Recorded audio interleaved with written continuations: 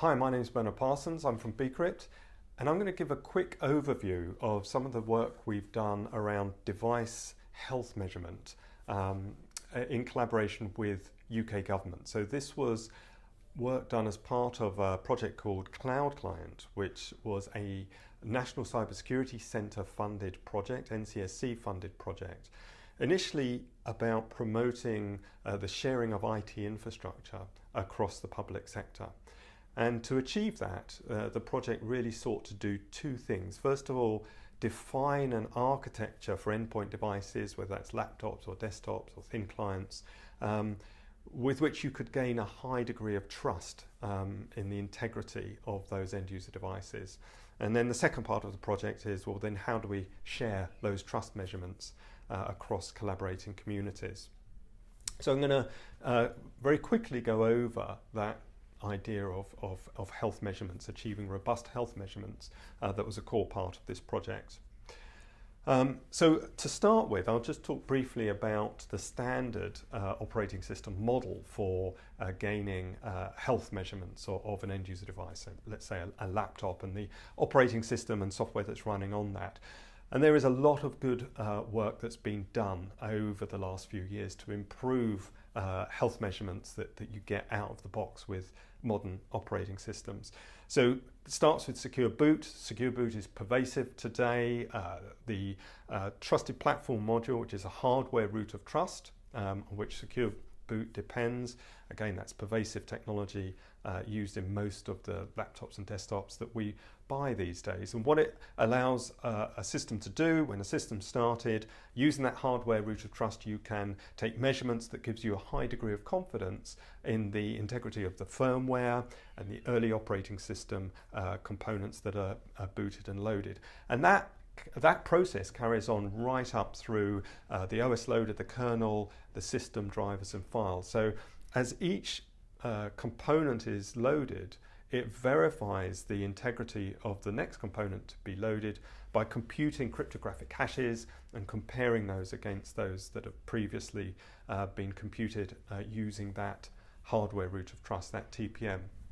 Gives you a high degree of confidence then that none of that software or firmware has been modified by malware or some other mechanism. But with the standard operating system model, the process typically stops at a particular point beyond which we have to rely on other mechanisms. So when it comes typically to third-party drivers, device drivers and third-party applications, we're going to be reliant on things like driver signing, whitelisting, antivirus and other anomaly detection mechanisms.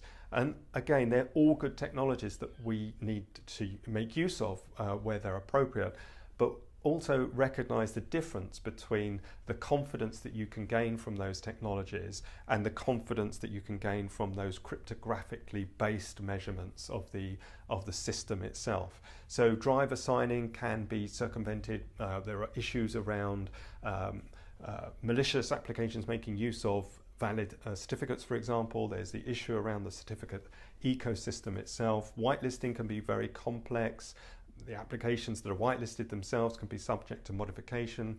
Antivirus, of course, is continuously trying to catch up with anomaly detection. So again, good technologies to make use of, but they give you a different degree of confidence of health over time than you can get from those early boot and system measurement processes.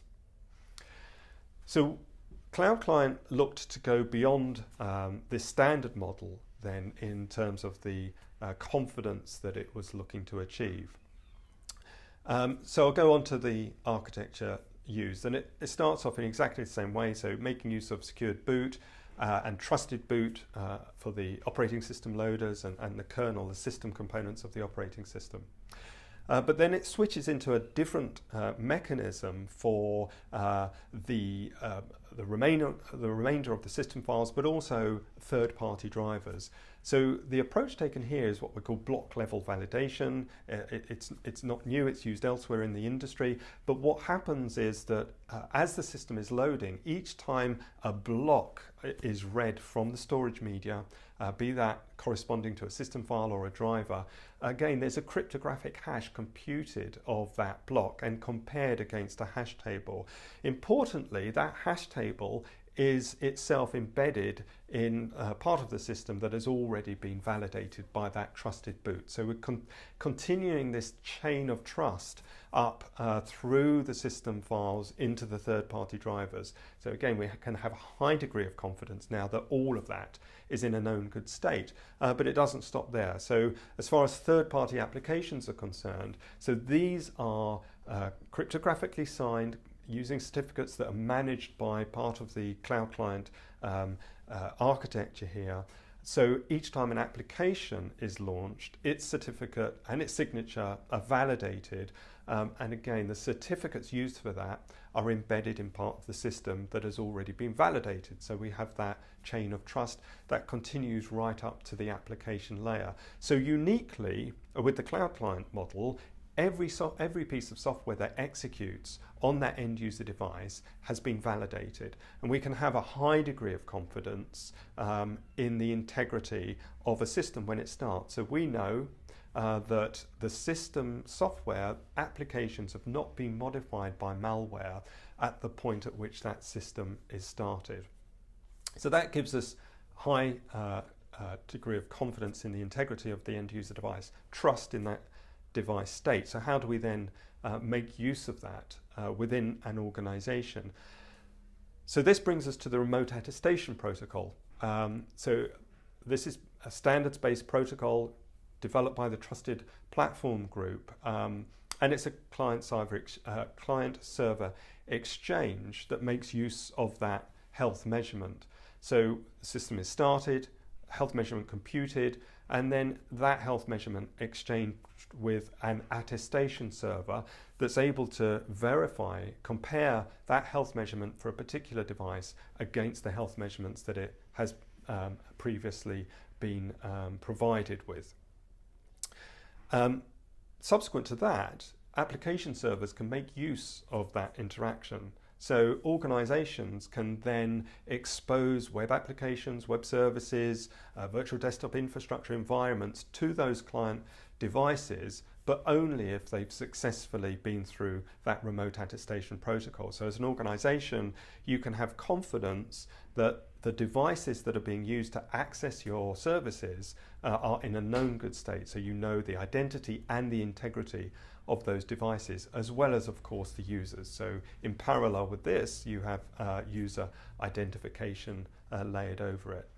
But importantly, and this was part of the cloud client aspiration, that model can work between organizations as well. So I can have the attestation server and client devices sitting within organization B, but actually organization A is the organization that is exposing those applications and web services. So organization A has confidence in the integrity of their partners' devices when they're connecting into their services, maybe a supply chain scenario, maybe a collaborating government department.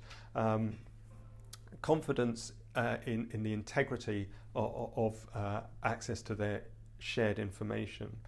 So that can be either for access by third parties or by the organization's own employees working from those third-party infrastructures.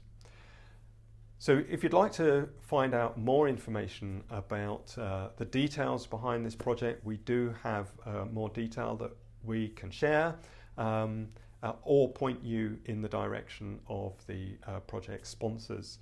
So please get in touch with us at bcrypt.com. Thank you.